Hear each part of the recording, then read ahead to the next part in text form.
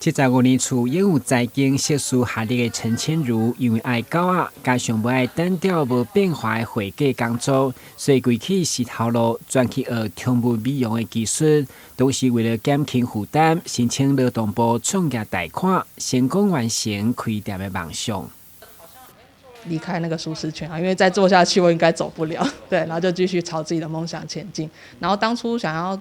创业的时候，因为其实有一些资金上的需求，所以就是遇到了那个，就是有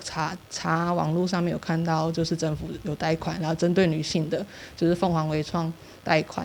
然后就去上课，完课之后就是成功，就是写了企划案，然后就是有银行就贷款下来，然后就也是他们的好处，我觉得是会有辅导老师过来这边，就是跟你做访谈啊，然后你如果遇到一些问题，或是一些就是可能刚好创业上面有一些不太确定自己该要怎么去做这间店，去怎么行销这间店的这些问题，老师都可以帮你解决。当然，万事起头难，开业当外面临租金的压力加行销难题。不过现在看到宠物主人伊上门，安心将心爱的狗仔交予伊美容，客源已经慢慢稳定。觉得他们很细心啊，而且就是真的是很爱狗狗的那一种。对，因为我们之前带去别的地方，它会有那种就是可能狗狗受伤啊，或者是说就是洗完回来之后，你会觉得很明显狗狗没有那么开心。对啊，因为狗狗来这里，他们一直把它照顾得很好吧。对，所以我们才会选择来这里。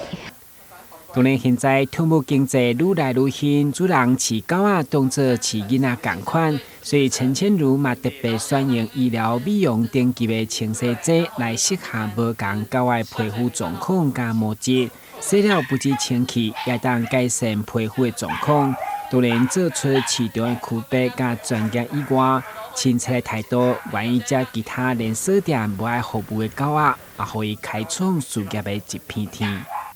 像我自己就是选用就是比较不太一样的洗剂，然后客人洗完，一开始当然会不太知道是到底洗剂有没有什么效果，可是洗完之后他们都觉得好像还不错，真的会有跟其他地方有差别。然后加上就是其实我觉得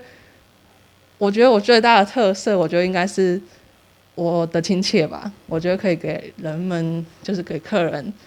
甚至于给小狗小猫都有一种安心的感觉。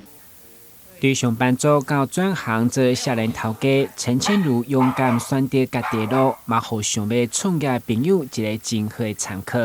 台南新闻，郭文吉和乔芳采访报道。这是对狗的欺负。